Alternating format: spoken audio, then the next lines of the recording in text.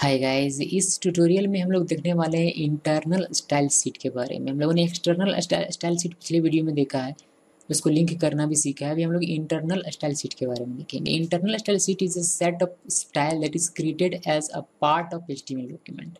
An internal style sheet may be used if one single page has a unique style. Internal style sheet are created using a style element which is added inside the head element of the HTML document.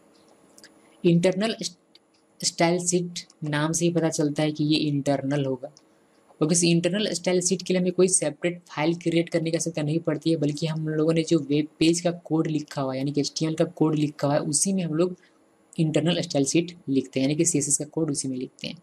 और इसको लिखने के लिए हम लोग style tag का use करते हैं, और स्टाइल टैग के अंदर ही हम लोग सीएसएस का कोड लिखते हैं, और यह स्टाइल टैग हेड टैग के अंदर लिखा जाता है। ठीक है। इंटरनल स्टाइल शीट का यूज़ ज़्यादातर हम लोग तब करते हैं जब उस पर्टिकुलर वेब पेज के लिए हमें वो स्टाइल लिखने की आवश्यकता पड़ती है। एक्सटर्नल स्टाइल शीट में क्या है, एक्सटर्नल स्टाइल शीट में होता ये है कि एक्सटर्नल स्टाइल शीट में आपने कोई सेपरेट फाइल में इसका कोड लिखा, अब जितने भी वेब पेजेस में आपको वो स्टाइल चाहिए उसमें सिर्फ उसको लिंक कर दीजिए, वो अप्लाई हो जाएगा। लेकिन इंटरनल स्टाइल शीट में ऐसा नहीं। इंटरनल स्टाइल शीट में सिर्फ एक पर्टिकुलर वेब पेज में ही वो स्टाइल लागू होगा जिसमें आपने इंटरनली उसको लिखा हुआ है। ठीक है, अदर पेज में ये लागू नहीं होगा, अदर पेज में ये स्टाइल आपको नहीं दिखेगा। ठीक है। सो इसका एग्जांपल देखते हैं। यहाँ जैसे कि आप देख पा रहे हैं कि एचटीएमएल हेड, मैंने हेड के अंदर में तो टाइटल तो होता ही है। यहाँ स्टाइल टैग में आप एक एट्रीब्यूट लिखेंगे, type equal text slash CSS. ठीक है, ये एट्रीब्यूट आप लिखेंगे। ऐसे नेसेसरी नहीं है, बट ये इसको लिखना चाहिए। ठीक है, गुड प्रैक्टिस ओके। इस स्टाइल टैग के अंदर आप अपना सीएसएस का कोड लिखते हैं। ठीक है, ये जो आपको दिखाई दे रहा है ये एक्चुअली हमारा है सीएसएस, इंटरनल स्टाइल शीट।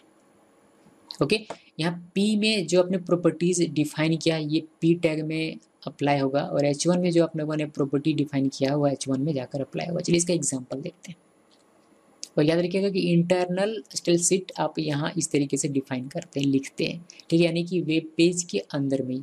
और यहाँ जो भी स्टाइल आपने लिखा है ये सिर्फ इसी पेज के लिए लागू होगा। अगर कोई और पेज है तो उस पेज के लिए यह लागू नहीं होगा। जैसा कि एक्सटर्नल स्टाइल शीट होता है वैसा यहाँ नहीं है। ठीक है, चलिए इसका एग्जाम्पल देखते हैं। अभी जो हम लोगों ने उस थ्योरी में देखा था वही पेज, वही कोड है यहाँ। ठीक है, इसको मैंने सेव किया हुआ है। ये जो आपको दिखाई दे रहा है ये हमारा है CSS कोड।